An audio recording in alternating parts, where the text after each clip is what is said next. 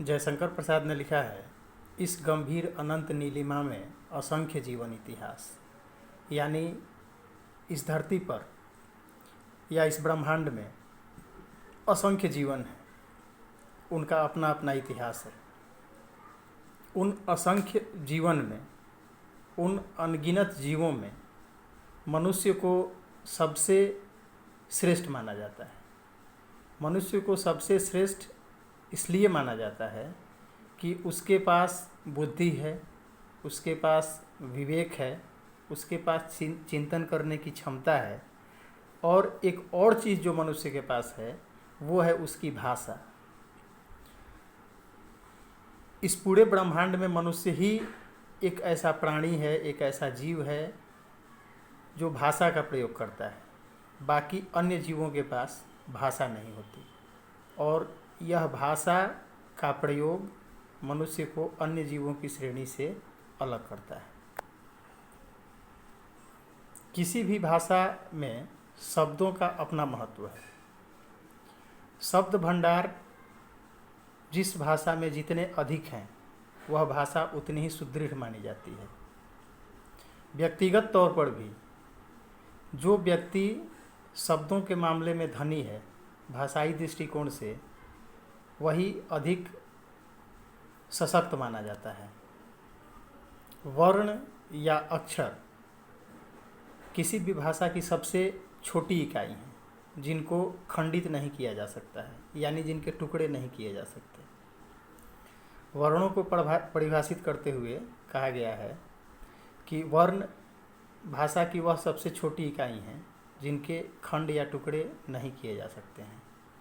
वर्ण से शब्दों का निर्माण होता है, इसलिए वर्णों के सार्थक समूह को शब्द कहा जाता है। यानी वर्णों का ऐसा समूह जिसका कोई अर्थ निकलता है, उसको शब्द कहते हैं। 3 अलग अलग वर्ण क, ल और म को मिला करके यदि हम कलम लिखते हैं तो शब्द है, कमल लिखते हैं तो शब्द है, लेकिन वही यदि मलक लिखते हैं, म, ल और क, तो वह शब्द नहीं है। इसलिए कि कलम और कमल का कोई न कोई अर्थ निकल रहा है, जबकि मलक का कोई अर्थ नहीं निकलता है। यानी मलक अर्थ विहीन है, इसलिए शब्द नहीं है, जबकि कमल और कलम अर्थ देते हैं, इसलिए ये शब्द कहलाएंगे। अब शब्द मिलकर के वाक्य का निर्माण करते हैं। तो वाक्य की परिभाषा जो बच्चे बताते हैं, हालांकि उनके हिसाब से सही भी है, कि शब्दों के सार्थक मेल को वाक्य कहा जाता है। लेकिन चूंकि अब आप वर्ग 10वीं के विद्यार्थी हैं, तो आपका यह कर्तव्य बनता है कि हर चीज़ के बारे में सूक्ष्म दृष्टिकोण अपनाएं। थोड़ी गहराई से आप किसी बात को सोचें, और जब आप गहराई से इस परिभाषा को देखते हैं कि शब्दों के सार्थक मेल को वाक्य कहा जाता है, तो जैसे किसी के द्वारा कहा जाता है कि किसान खेत से आग काट कर लाता है, हवाई जहाज पानी में उड़ता है, नाव आसमान में तैरती है। तो एक तरीके से देखा जाए तो यह शब्दों का सार्थक समूह है, इसका कोई न कोई अर्थ भी निकल रहा है, लेकिन क्या ये वाक्य है? निश्चय ही आपका जवाब होगा नहीं। अब क्यों? तो आप यही कहेंगे कि ऐसा नहीं होता है। लेकिन वाक्य की जो परिभाषा बताई गई, उसके हिसाब से तो यह बिल्कुल ठीक है। फिर भी इसका जवाब नहीं ही कहा जाएगा। जाहिर सी बात है कि कहीं न कहीं इस परिभाषा में कोई कमी है। अतः वर्ग 10वीं के विद्यार्थियों को वाक्य की परिभाषा कुछ इस तरह से देनी चाहिए कि विचारों को पूर्णता से व्यक्त करने वाले क्रिया से युक्त पद समूह को वाक्य कहा जाता है। यानी शब्दों का ऐसा समूह जो हमारे विचारों को पूर्णता से व्यक्त करे। लेकिन इसमें एक चीज़ जोड़ दे करके कही गई है कि क्रिया से युक्त पद समूह को। तो बिना क्रिया के किसी वाक्य की कल्पना नहीं की जा सकती है। आप यदि किसी वाक्य से क्रिया शब्द को हटा दें तो आप देखेंगे कि उस वाक्य का स्वरूप बिगड़ गया। क्रिया दो तरीके की होती है, मुख्य क्रिया और सहायक क्रिया। जरूरी नहीं है कि हर वाक्य में मुख्य क्रिया होगी ही होगी, लेकिन मुख्य क्रिया यदि नहीं है तो भी सहायक क्रिया जरूर होगी। अंग्रेजी में ऑक्सिलरी वर्ब जो आप लोग पढ़ते हैं। एक छोटा सा वाक्य लीजिए, राम घर जाता है। इसमें से आप क्रिया शब्द को निकाल दीजिए। अब यह होगा राम घर है। राम घर है कोई वाक्य नहीं हुआ। तो जैसे ही आप वाक्य से क्रिया शब्द को निकालते हैं, वाक्य का स्वरूप बिगड़ जाता है। अतः वाक्य में क्रिया का होना नितांत आवश्यक है। दूसरा चीज इसमें कहा गया है पद समूह। तो शब्दों का प्रयोग जब वाक्यों में कर दिया जाता है, यानी शब्दों का प्रयोग करके जब हम वाक्य बना लेते हैं तो वही शब्द पद कहलाने लगते हैं। शब्दों का प्रयोग जब वाक्य में किया जाता है तो वही शब्द पद कहलाने लगते हैं।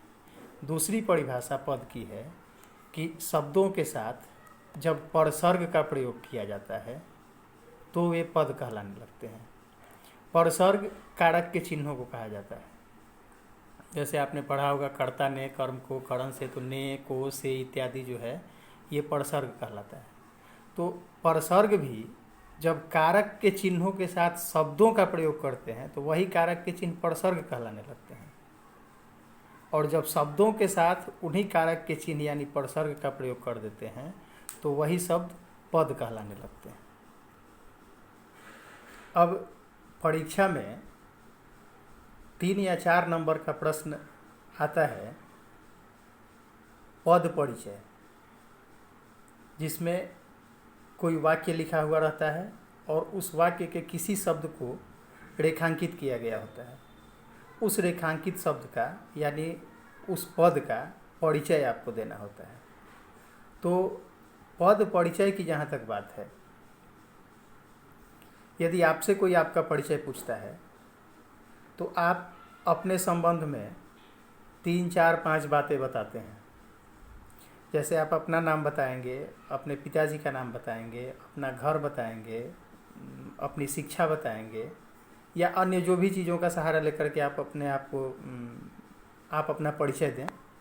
वैसे ही किसी वाक्य में यदि किसी शब्द को यानी पद को रेखांकित किया गया है और उससे उसका परिचय आपसे पूछा जा रहा है तो उसका परिचय आप क्या दे सकते हैं? शब्दों का परिचय क्या हो सकता है?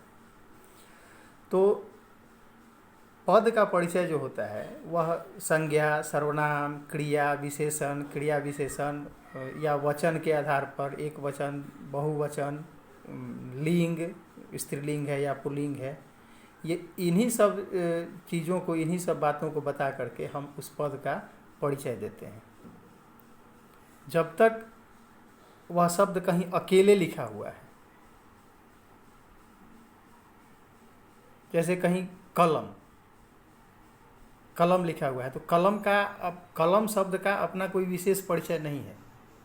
लेकिन वही यदि लिखा गया है कि मैं कलम से लिखता हूँ और इस वाक्य में कलम को रेखांकित किया गया है तो यहाँ कलम शब्द का अपना परिचय है। यहाँ कलम संज्ञा है, जातिवाचक संज्ञा है, करण कारक है,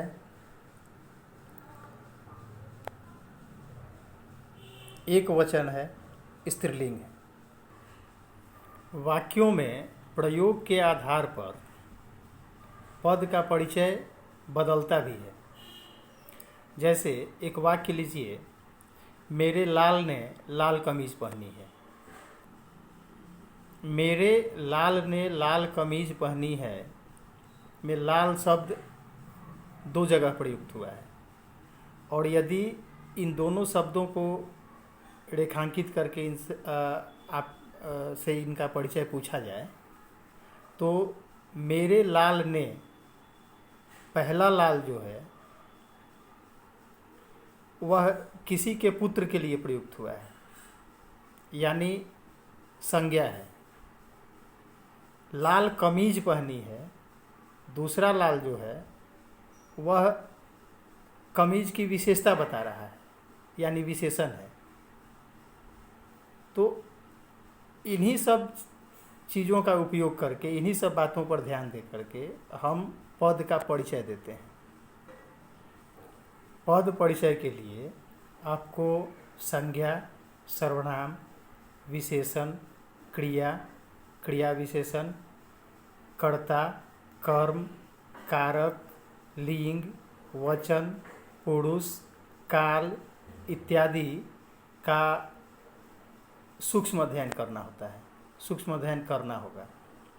और इन तथ्यों पर आप अपनी पकड़ जितनी अधिक बनाएंगे, इन तथ्यों के बारे में आप जितनी गहराई से जानेंगे, पद परिचय देना आपके लिए उतना ही आसान होगा। वर्ग 8 तक के हिंदी व्याकरण के किताब में ये सारी चीज़ें बहुत ही सहज और सरल तरीके से बताई गई हैं। संज्ञा, सर्वनाम, क्रिया विशेषण इत्यादि जिन बातों की चर्चा हमने की, वर्ग 8 तक के, यानी 5वां, 6ठा, 7वां, 8वां जिस भी वर्ग का किताब आपके घर में उपलब्ध है, आप उसको ले लीजिए और एक बार इन सारे चीज़ों को ध्यान से पढ़ जाइए। पद परिचय देना आपके लिए एकदम आसान हो जाएगा। वाक्य में किसी भी रेखांकित पद का परिचय देने के लिए कम से कम आप 3 तथ्यों का प्रयोग जरूर करेंगे। आप प्रयास ये करेंगे, आपका प्रयास ये होना चाहिए कि जिस पद का भी परिचय आपसे पूछा गया है, आपको बताने के लिए कहा गया है, उसके संबंध में आप कम से कम 3 बातें जरूर लिखें। साथ ही अधिक से अधिक शब्दों का संग्रह करें। यह भाषाई स्तर पर आपको मजबूत बनाएगा।